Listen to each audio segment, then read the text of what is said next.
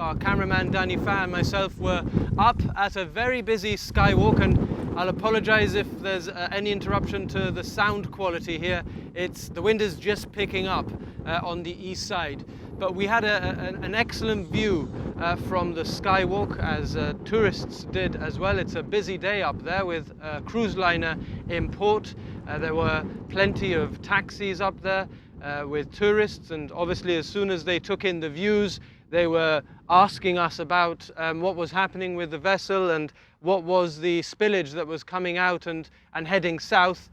We had heard obviously about the spillage this morning, but we wanted to take a good look at it ourselves. We'll have seen in this news bulletin excellent drone footage of the vessel, and from the skywalk we were really able to appreciate the extent of the spillage.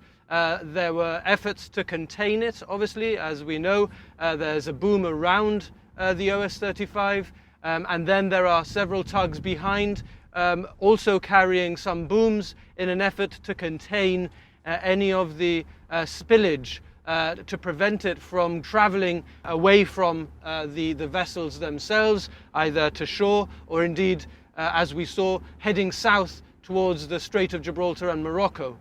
That was more or less 12:30, and as I say, there were efforts to try to contain the spillage, but I think the pictures make pretty clear that it was a very tall order for those vessels, and the spillage extended south, certainly beyond what we could see from the upper rock, and it headed towards Europa Point, probably a couple of kilometers long. Thankfully, because of the stable wind conditions, it was like a road that headed south from the vessel.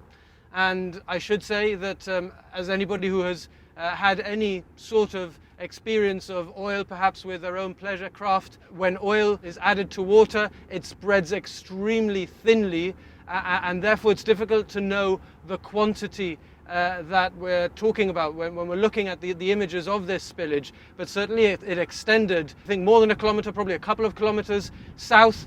Now what's interesting is that the wind and the weather, as predicted, is now changing, and there's more wind. It's windier. It was calmer earlier. It's windier, and the wind seems to be blowing now towards us. So it'll be interesting to see how the visuals from the upper rock change. But for now, it's back to you in the studio, Ian.